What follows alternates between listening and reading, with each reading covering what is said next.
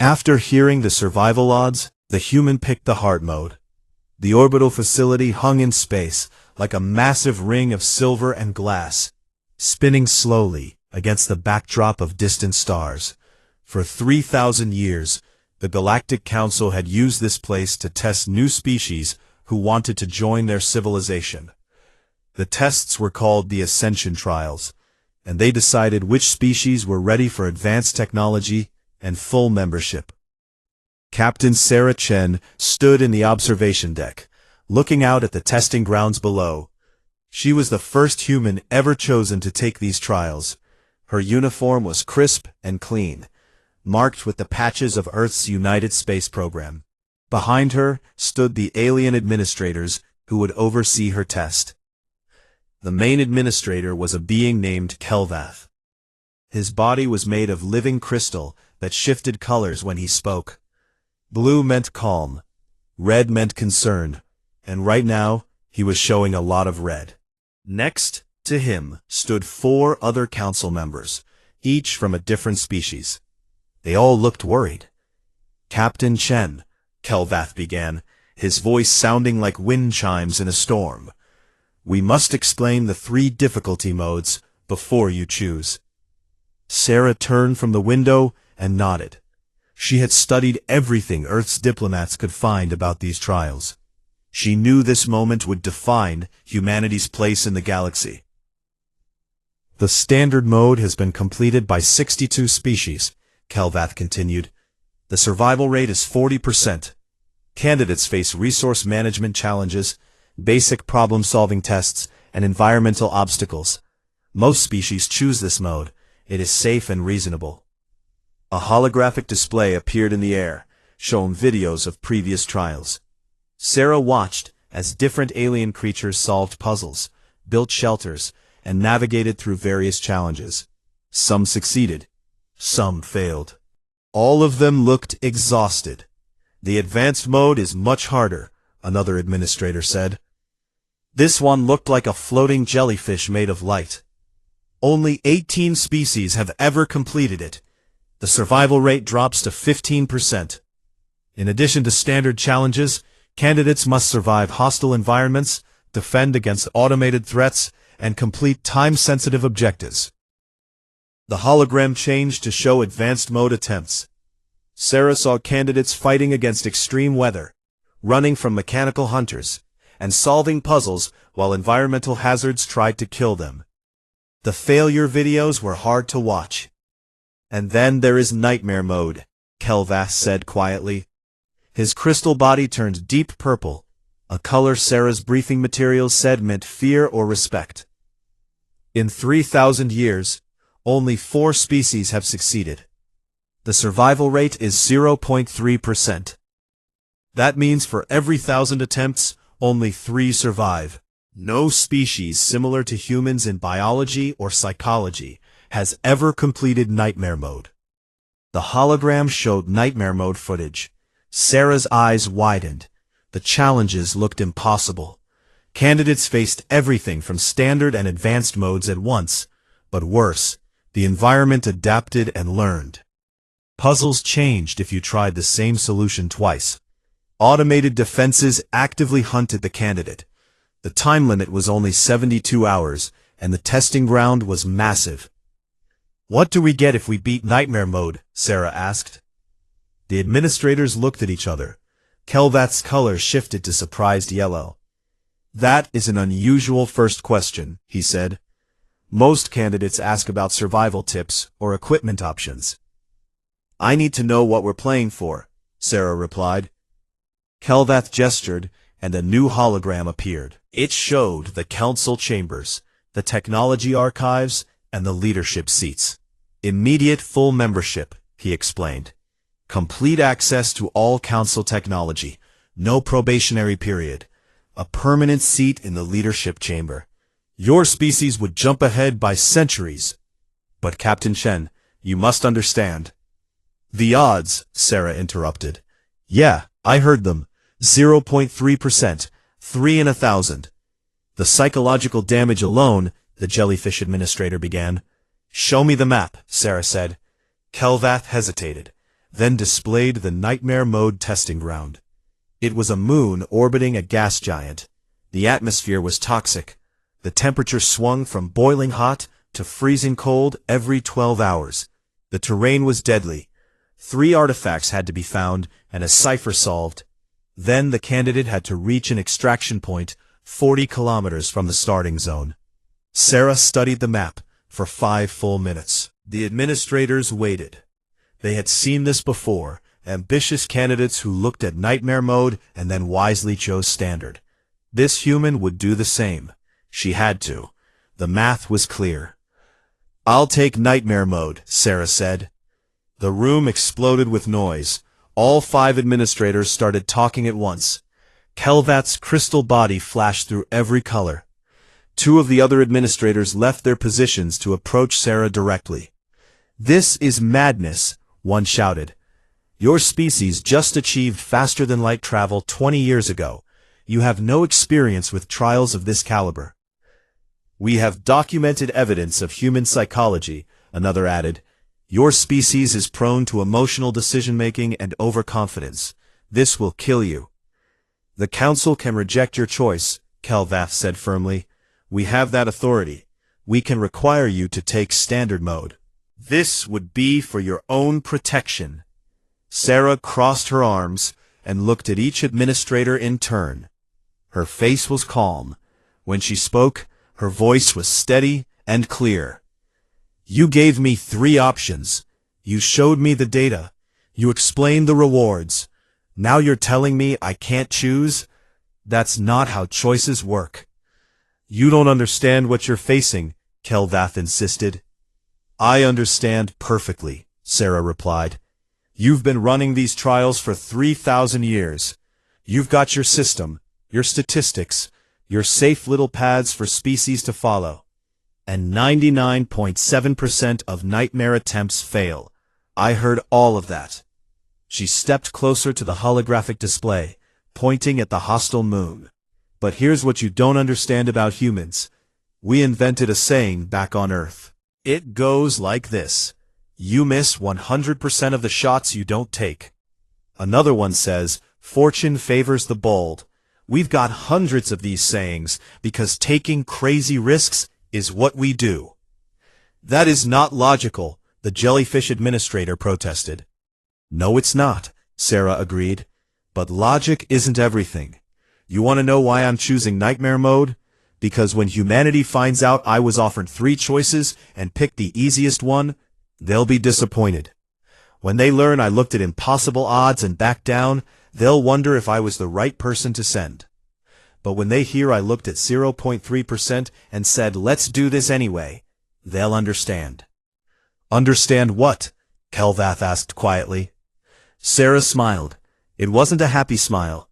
It was the smile of someone about to do something incredibly stupid and incredibly brave at the same time. "That humans don't do anything the easy way," she said. "Where's the story in taking the safe path? We want to be the species that made you redesign your impossible test. We want to be the ones who change the statistics. Give me Nightmare Mode." The administrators argued for another 30 minutes.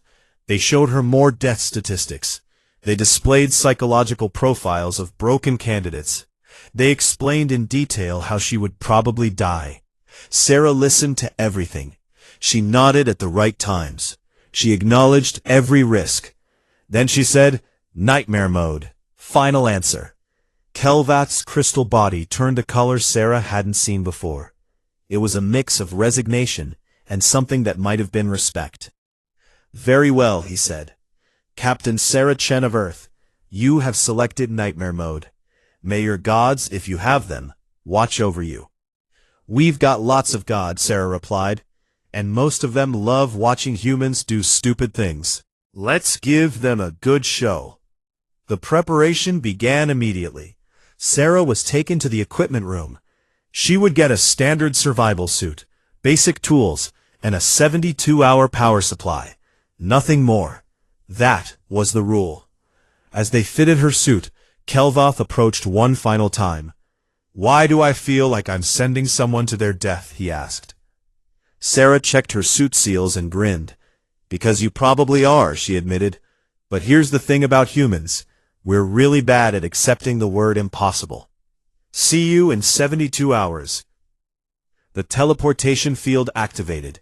Light surrounded Sarah. The last thing Kelvath saw was her giving a thumbs-up gesture. He would later learn this meant confidence and optimism. He watched her dissolve into light, heading for the nightmare testing ground. Around him, the observation deck filled with council members who had heard about the human's choice. They wanted to watch. Some came to learn. Others came to witness what they thought would be a quick failure. Kelvath looked at the survival odds displayed on his screen. 0.3%. She heard the odds, he said to himself, and she chose this anyway. What kind of species produces individuals like this? He was about to find out. After hearing the survival odds, the human picked the hard mode. Sarah materialized on a rock shelf, overlooking a valley filled with purple mist. The impact of teleportation made her stumble, but she caught her balance quickly. Her suit's heads-up display flickered to life, showing environmental data that made her whistle. External temperature, 48 degrees. That was hot. Atmospheric composition, toxic. The air outside would kill her in minutes. Seismic activity, high. The ground literally shook under her feet every few minutes. Estimated time until nightfall, 4 hours. And according to her briefing, nighttime temperatures dropped to minus 30 degrees. Well, this is charming, Sarah muttered to herself. Her suit had 72 hours of power. The clock was already ticking. She pulled up the mission objectives on her HUD. 3 artifacts to locate. Each one held part of a cipher. Once she had all 3 and solved the puzzle, she could access the extraction point coordinates. Then she just had to get there. Just, she said with a laugh. 40 kilometers through hell. No problem. The observation deck back on the orbital facility was packed. Hundreds of council members crowded around viewing screens. Kelvath stood at the main console, monitoring Sarah's vital signs and suit telemetry. Every previous nightmare mode attempt was recorded and available for comparison. She's talking to herself, one observer noted. Is this normal human behavior? According to our psychological profiles, humans often verbalize their thoughts when stressed, another explained. It's a coping mechanism. It's disturbing, a third added. On the moon below, Sarah was already moving. She didn't waste time admiring the scenery. Her suit's scanner indicated the first artifact was somewhere in the valley below. That meant going down into the purple mist. Every instinct told her that mist was dangerous. Of course it's dangerous, she said, starting her descent. Everything here is trying to kill me. That's literally the point. The rock face was steep, but manageable. Sarah had done worse climbs during her military training on Earth. She wedged her boots into cracks and tested each handhold.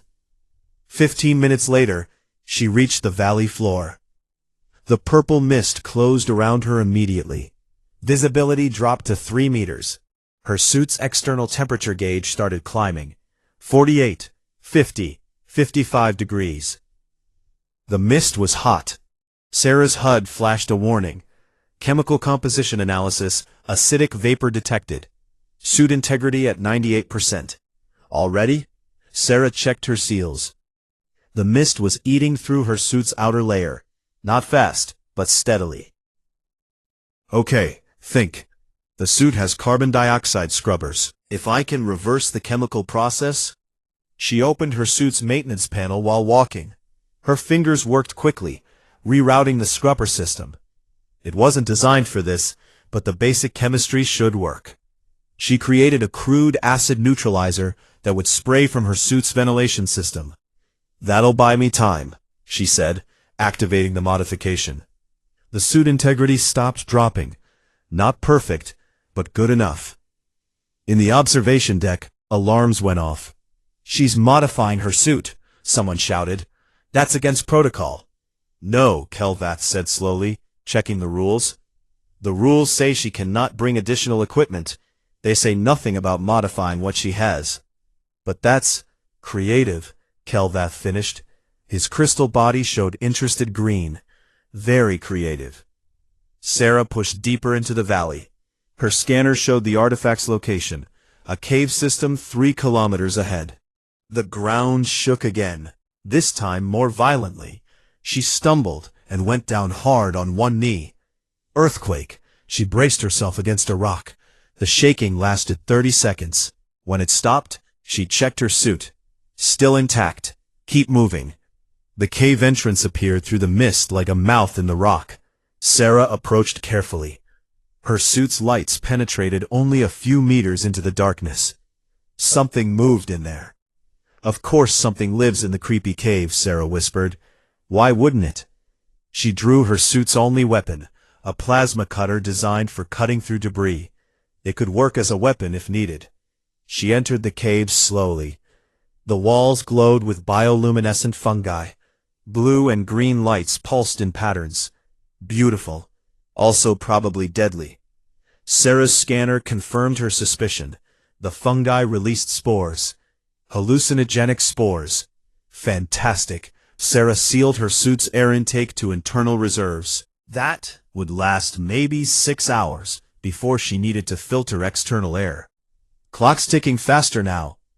She moved through the cave system, following her scanner. The artifact was close. 200 meters. 150.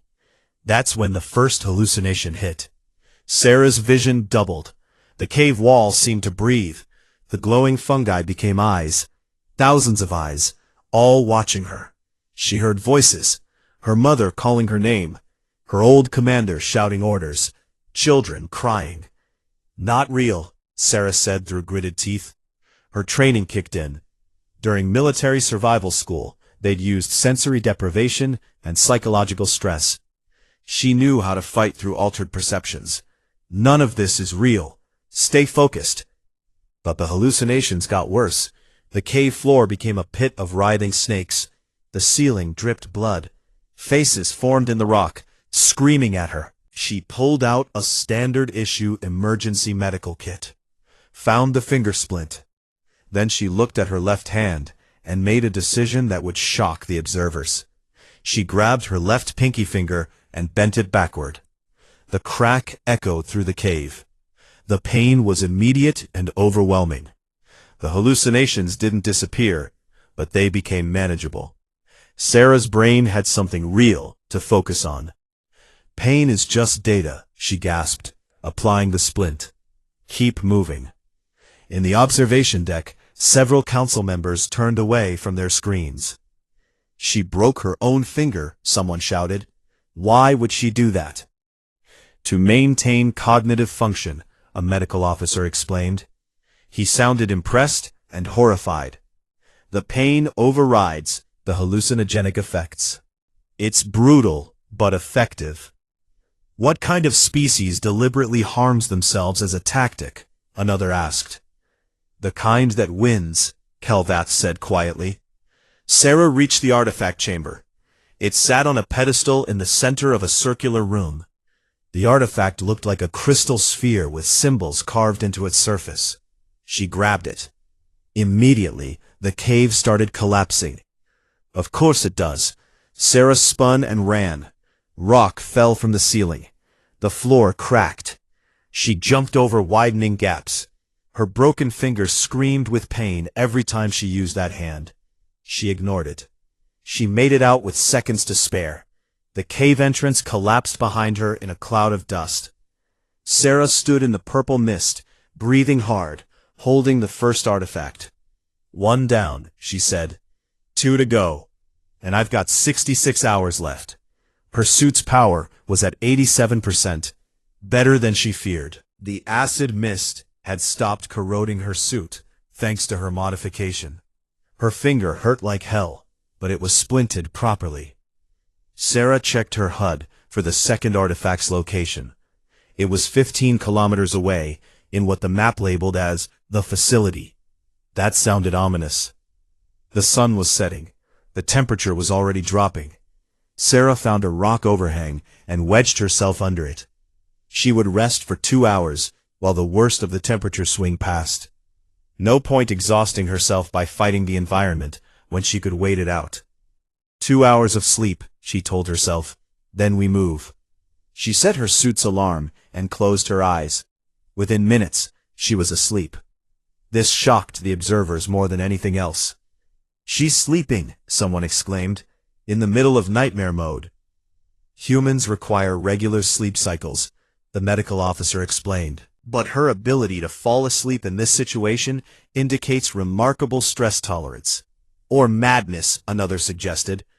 Kelvath watched Sarah's vital signs stabilize as she slept. Her heart rate dropped. Her breathing became regular.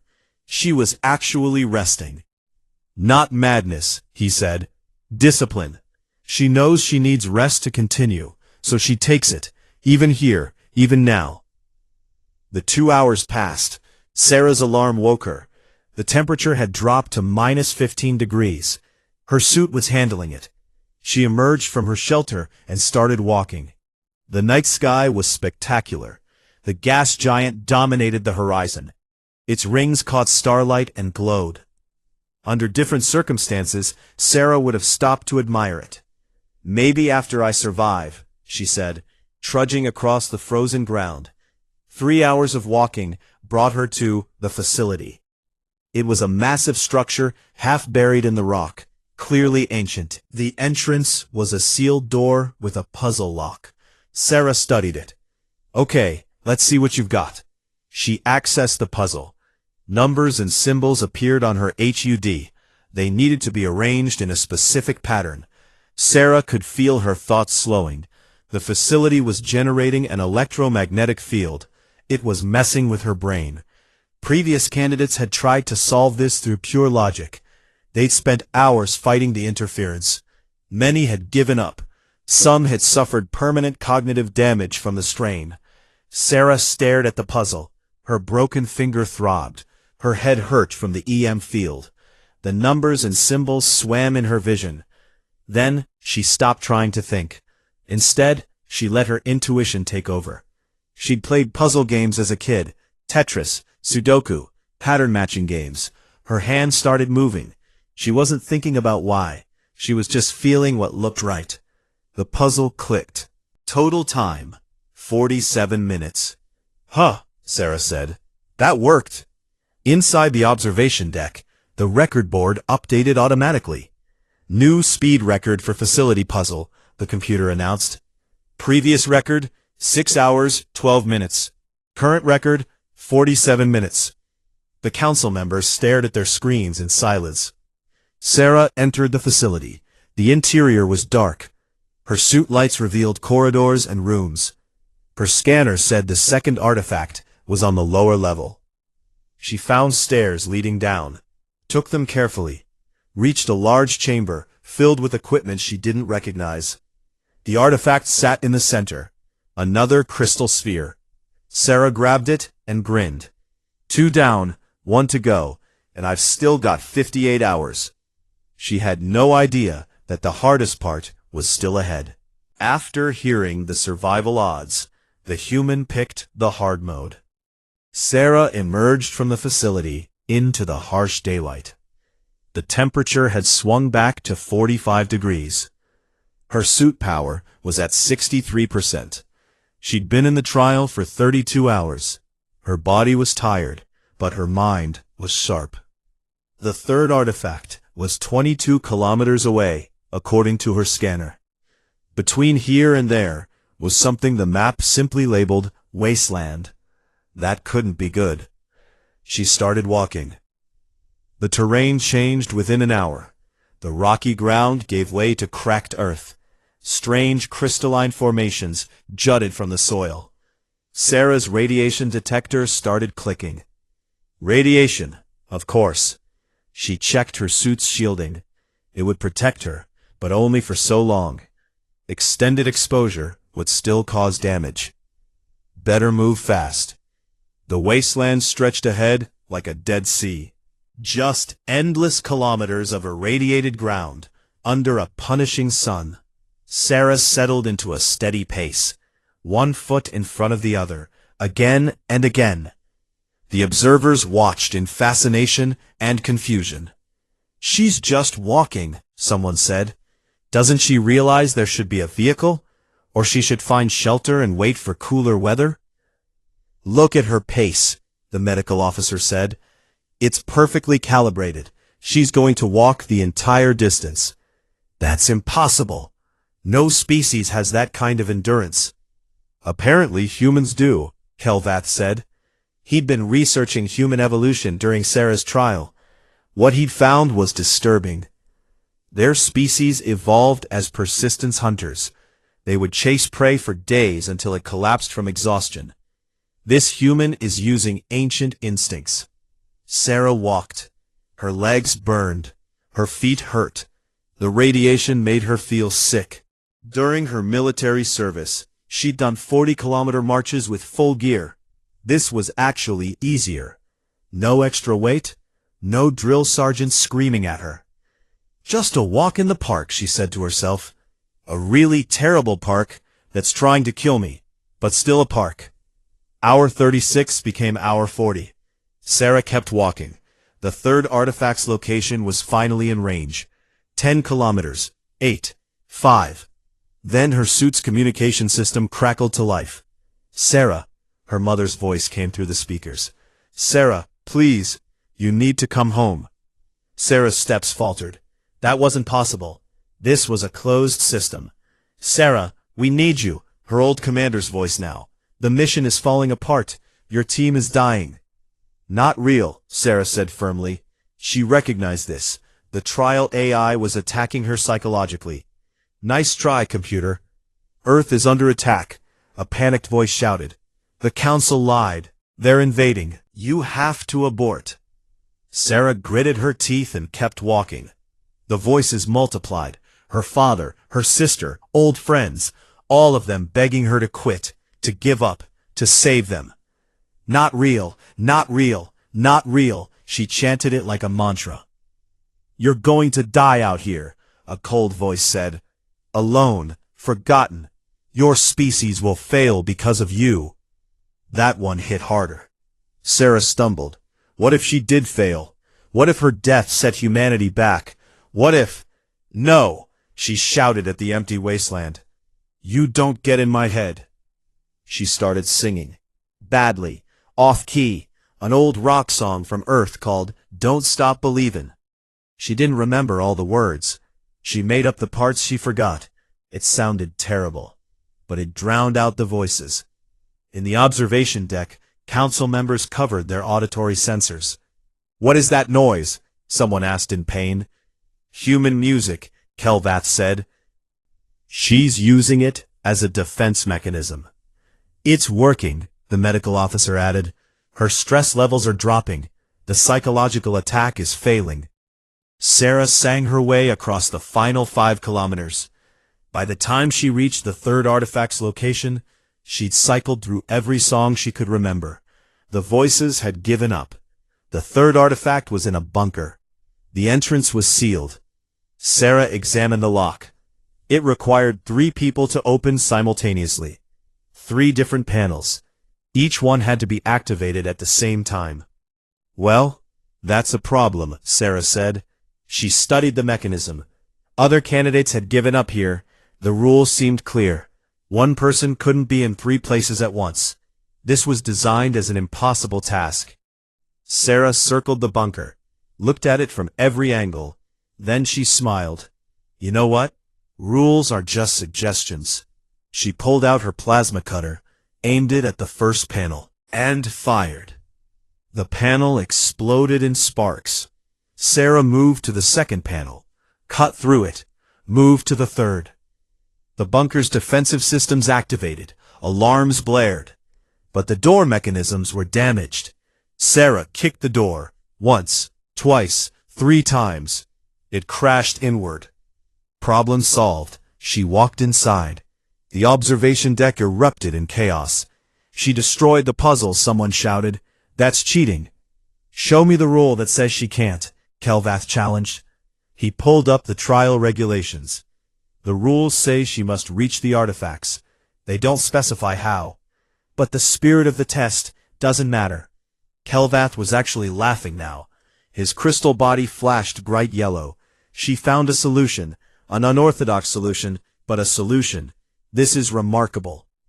Sarah grabbed the third artifact. 3 crystal spheres. She placed them together. They merged and displayed a cipher, symbols and numbers. She had to solve this to get the extraction point coordinates. Hour 44, power at 52%. Sarah sat down in the bunker and studied the cipher. It took her 6 hours to solve it, the hardest 6 hours of the trial. Her head throbbed, her eyes burned, but she worked through every combination, every pattern. Finally, at hour 50, the cipher revealed coordinates. The extraction point was 34 kilometers away. She had 22 hours remaining. Plenty of time, Sarah said, standing up. Her legs protested. She'd been still too long. Let's finish this. She stepped out of the bunker, and everything changed. The sky turned dark red.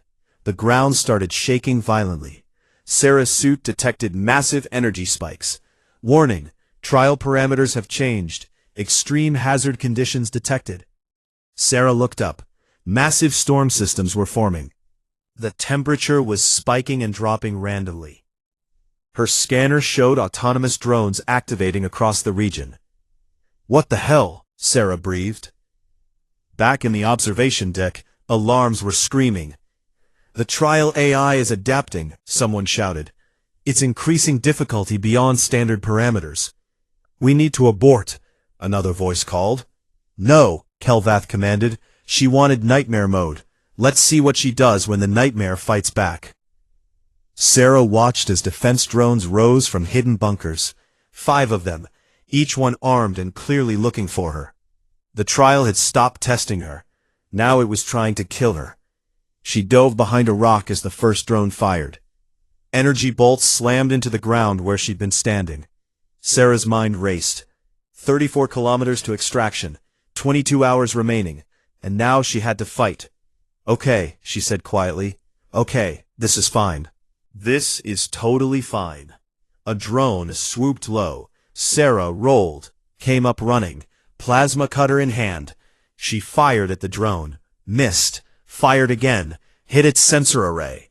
The drone spun out of control and crashed. Yes, Sarah pumped her fist. Then 3 more drones locked onto her. No, she ran. The terrain worked in her favor here. Rocks and ridges provided cover. The drones had firepower, but they weren't creative. They followed predictable patterns. Sarah led them toward the storm system. The lightning was getting worse. Massive bolts struck the ground. The drones followed her. They didn't adapt, didn't realize her plan. She dove behind a rock, waited. The drones circled above. Then a massive lightning bolt struck one. Its systems fried. It dropped like a stone.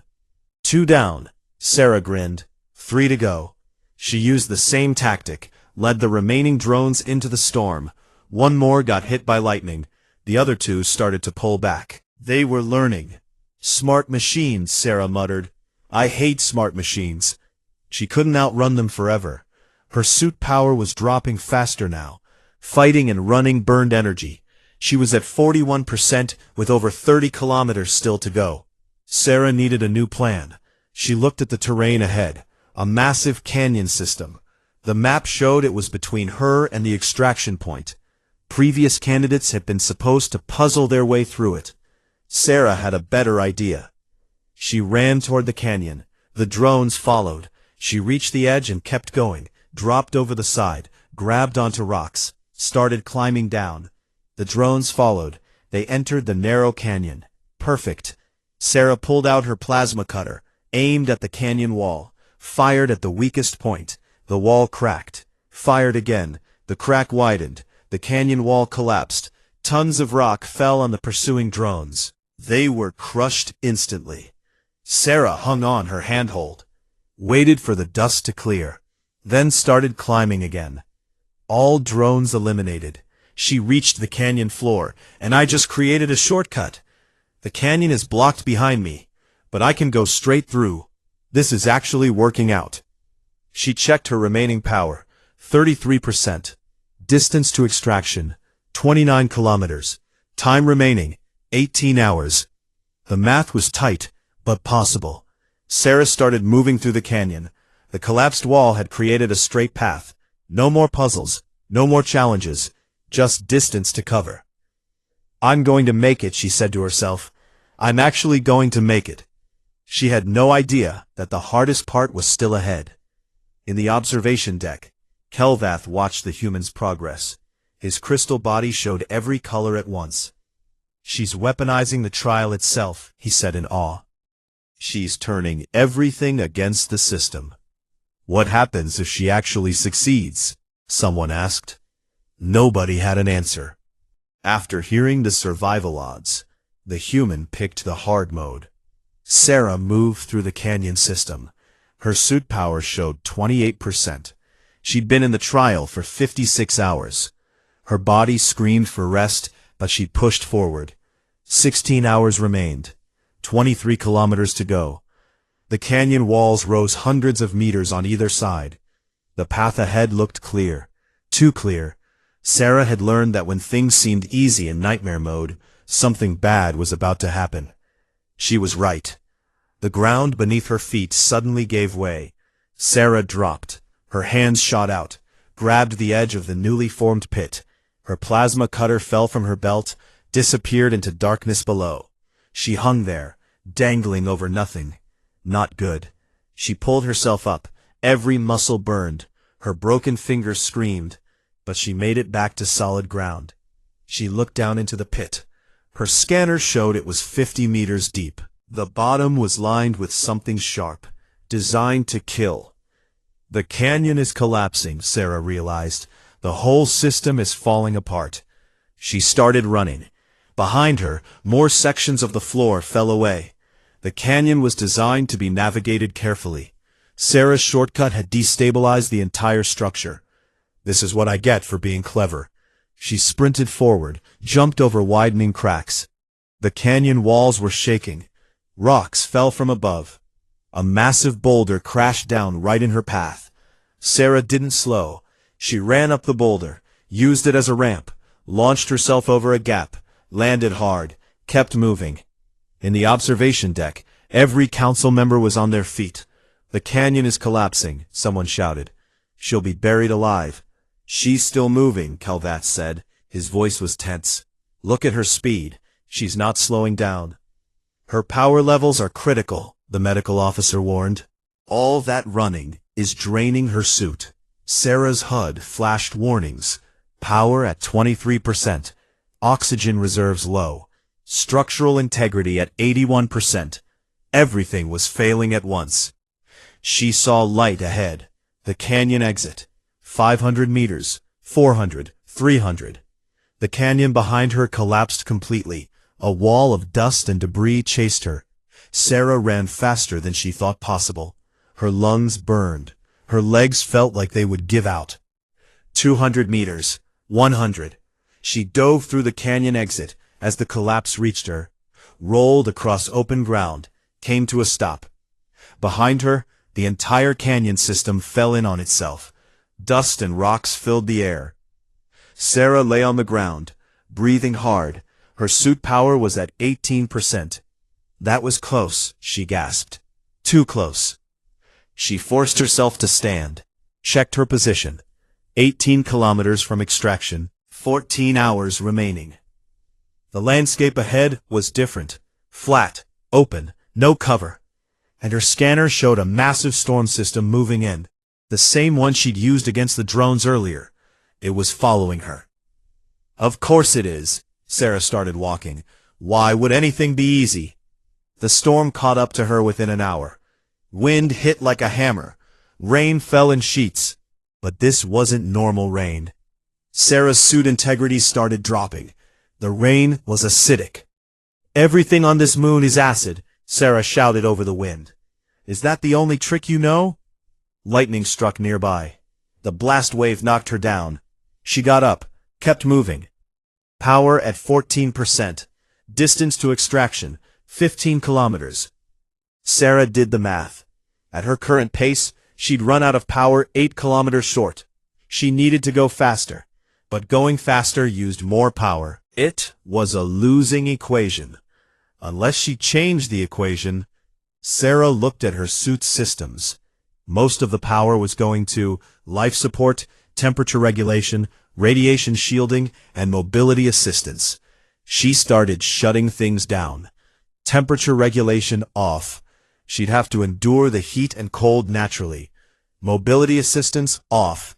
Her legs would have to work harder. Non-essential sensors off. Power consumption dropped, but the cost was immediate. The heat hit her like a wall. Sweat soaked her clothing. Her legs felt like lead weights. This is fine, she lied to herself. Just keep moving. Hour 60. Power at 11%. Distance 12 kilometers. The storm intensified. Visibility dropped to almost nothing.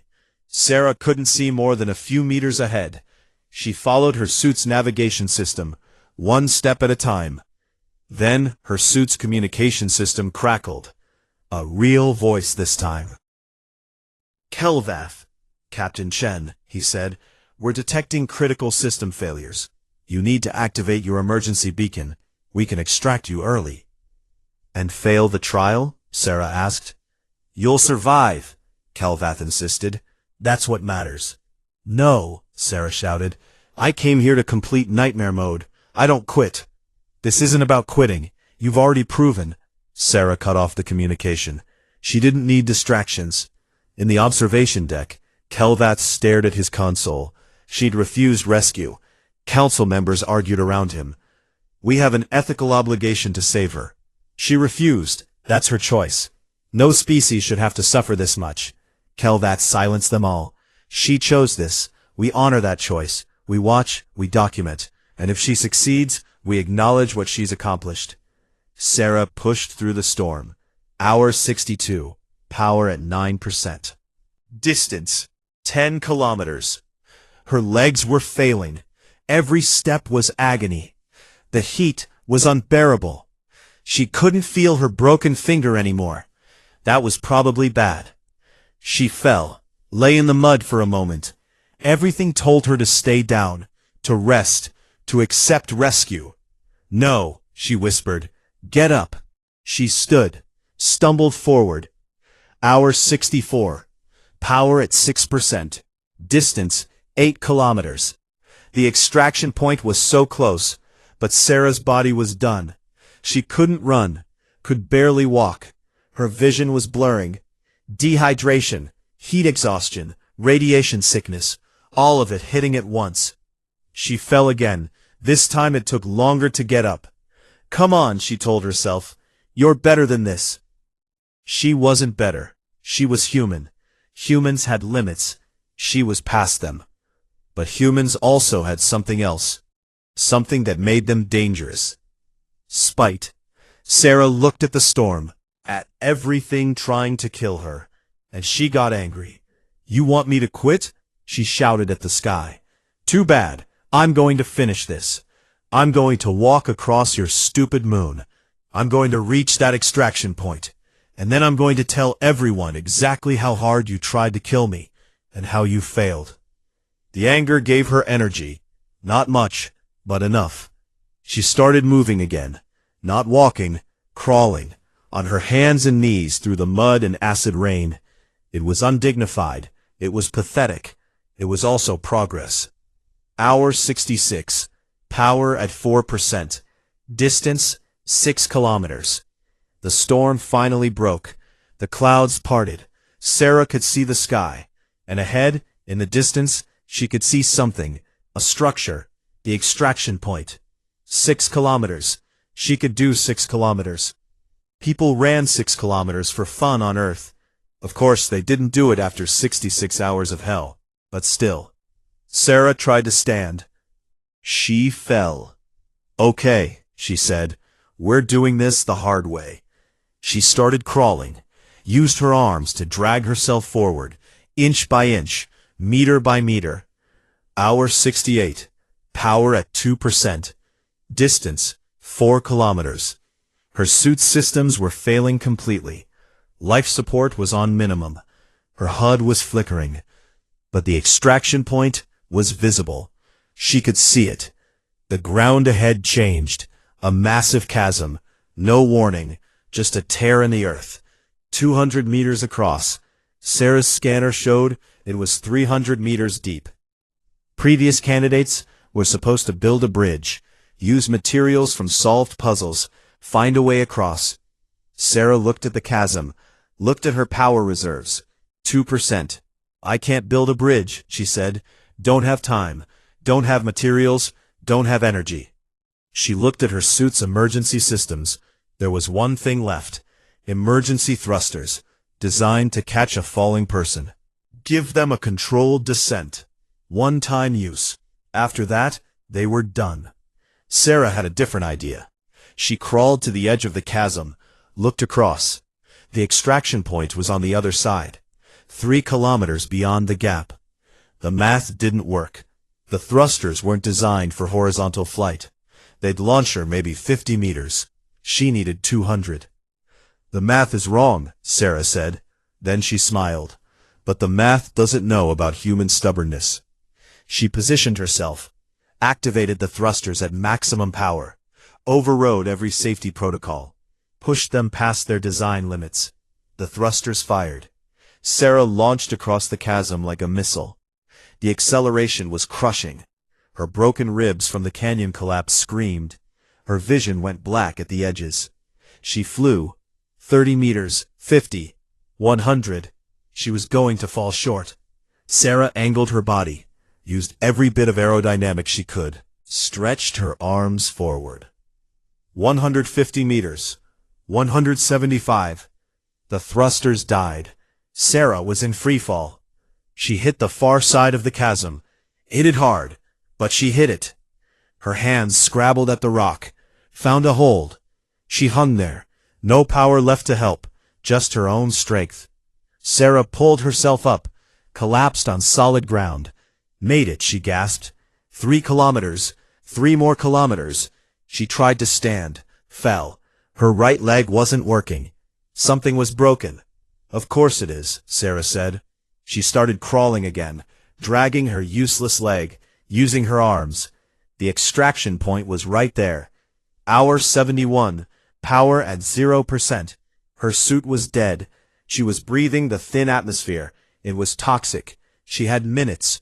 2 kilometers, 1 kilometer. Sarah couldn't see anymore, couldn't think clearly, just kept moving. Forward, always forward. 500 meters. Her arms gave out. She lay in the dirt, unable to move. The extraction point beacon flashed. So close. Sarah started rolling. Couldn't crawl, so she rolled, down a slight incline, toward the beacon. 200 meters, 100. She stopped rolling, lay still. Hour 71, 47 minutes. Sarah Chen had 13 minutes remaining, and she was 50 meters short. After hearing the survival odds, the human picked the hard mode. Sarah Chen lay in the toxic atmosphere. Her suit was dead. Her body was broken. The extraction point was 50 meters away. She could see the beacon flashing. So close. 13 minutes remaining. In the observation deck, every council member stood in silence. Medical teams were standing by. Emergency extraction was ready. All they needed was Kelvat's order. Sir, the medical officer said quietly, she's dying. We need to pull her out. Kelvat's crystal body showed deep purple. His hand hovered over the emergency extraction button, but he didn't press it. She refused rescue before, he said. If we extract her now, she fails. Everything she's endured becomes meaningless. If we don't extract her, she dies. Then we watch. Kelvat's voice was firm. We watch and we honor her choice. Whatever happens next is her decision. On the moon below, Sarah opened her eyes. Everything was blurry.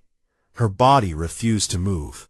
The thin, toxic air burned her lungs with every breath. 50 meters. She thought about her species, about Earth, about humanity waiting to hear if she succeeded or failed. She thought about the odds. 0.3%. Everyone had expected her to fail. Not today, Sarah whispered. She moved her right arm. It screamed in pain. Didn't matter. She dug her fingers into the ground, pulled. Her body moved forward, 10 centimeters. She did it again, another 10 centimeters. 50 meters, she said to herself. 5,000 centimeters. Just do this 5,000 more times. Easy. It wasn't easy. It was impossible. Sarah pulled again, and again, and again. 12 minutes remaining. 40 meters to go. Every pull was agony. Her muscles were torn. Her bones were broken. The toxic air was poisoning her. But she kept pulling. 11 minutes. 30 meters. Sarah's vision was fading. She could barely see the beacon anymore. Just a blur of light. She pulled toward the light. 10 minutes. 20 meters. Her fingers were bleeding, leaving red trails in the dirt. She didn't notice, didn't care. Pull, pull, pull. In the observation deck, council members were crying. Several species expressed grief through colors, sounds, chemical releases. They were watching someone die trying, die refusing to give up. This is human, one observer said. This is what they are. Terrifying, another added. Beautiful, a third whispered. 9 minutes, 15 meters. Sarah's arms were failing. Each pull moved her less. 5 centimeters. 3. She was slowing down. No. She forced her arms to work. Not this close. Not after everything. 8 minutes. 10 meters. She could almost touch the extraction beacon. It was right there. A metal pole with a flashing light. All she had to do was reach it, touch it. The teleportation field would activate. 7 minutes. 5 meters. Sarah's body stopped responding. Her arms wouldn't move. She lay on the ground, breathing toxic air, dying. 5 meters. Might as well be 500. She couldn't move her arms, couldn't crawl, couldn't roll. 6 minutes. Sarah looked at the beacon. She thought about everything she'd endured. The acid, the hallucinations, the drones, the storm, the chasm. 71 hours of hell. For nothing? No. She couldn't move her arms, but she could move her legs. One of them anyway. Sarah rolled onto her back, lifted her good leg, planted her foot, pushed. Her body slid backward, toward the beacon. 20 centimeters. Yes, she did it again. Pushed with her leg, slid backward. Another 20 centimeters. 5 minutes. 4 meters. Push, slide, push, slide. 4 minutes. 3 meters. Her leg was cramping, about to give out completely. Just a little more. 3 minutes. 2 meters. Push, slide. 2 minutes. 1 meter. Sarah's leg gave out, completely. She couldn't push anymore. 1 meter. 100 centimeters. She was out of options. 1 minute remaining. Sarah looked at the beacon. 1 meter. She'd crossed 40 kilometers. Survived everything nightmare mode could throw at her. And she was going to fail because of 1 meter. Not acceptable, she said. She took a breath. The deepest breath her damaged lungs could manage. Then she screamed, used every bit of energy left, tensed every muscle in her broken body, and she convulsed. The convulsion moved her 20 centimeters. She did it again, screamed, convulsed, moved. 30 seconds. 80 centimeters. Again, 20 centimeters. 20 seconds. 60 centimeters. Her body was done. This was it. Last effort. Everything left. Sarah screamed one final time. Put everything into it. Every bit of pain. Every bit of determination. Every bit of human stubbornness. Her body convulsed so hard it lifted off the ground. She moved. 10 seconds. 40 centimeters. Not enough. Sarah's hand shot out, extended as far as it could. Her fingers stretched. 5 seconds. 20 centimeters. She couldn't reach. Sarah made one last choice. She bent her thumb back, broke it. The pain gave her a final burst of adrenaline. Her hand shot forward. Her fingers touched the beacon. The teleportation field activated. Time remaining, 2 seconds. The hostile moon disappeared. She materialized on the observation deck, collapsed on the clean white floor. Alarms blared. Medical teams rushed forward. Sarah lay there, breathing, barely alive, but alive. She'd done it. Kelvath approached slowly, looked down at the human. She was a mess. Broken bones, radiation poisoning, dehydration, chemical burns, every injury possible. But she was smiling. "I want that council seat in writing," Sarah whispered. Then she passed out. The medical teams took her, rushed her to intensive care. The observation deck remained silent. Then one council member started a gesture, a sound, a ritual of respect from their species. Others joined. Each species had their own way of showing honor. Colors, sounds, movements. The observation deck became a symphony of respect. Kelvath watched them all. Then he looked at Sarah's trial data. 72 hours, minus 2 seconds. She'd used every moment. Impossible, he said.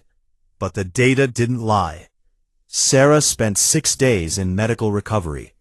The council met every day, arguing, debating. She'd technically succeeded, but she'd broken the spirit of so many challenges. The human diplomatic team was simple in response. "She followed every rule you gave her," the lead diplomat said. "If you wanted different results, you should have written different rules. Give us our council seat." On the 6th day, Sarah woke up. Her body was wrapped in medical equipment, accelerated healing. She'd live. Everything would heal, even her broken fingers. Kelvath visited her. "You're awake," he said. His crystal body showed relieved blue. "Did I make it?" Sarah asked. "Everything after touching the beacon is fuzzy." "You made it," Kelvath confirmed, with 2 seconds remaining, the closest successful completion in trial history. But she laughed anyway. "What happens now?" "The council is voting," Kelvath explained, "on whether to accept your completion. You violated the spirit of many challenges." "But not the rules," Sarah said firmly. "No," Kelvath admitted, "not the rules. I suspect they'll accept it. They have to. You succeeded by our own measurements." He paused. His colors shifted to curious green. "Why?" he asked. "Why risk everything? Your species would have been accepted through standard mode. You could have played it safe." Sarah looked at him. Really looked at him. "Because someone gave us 3 options," she said.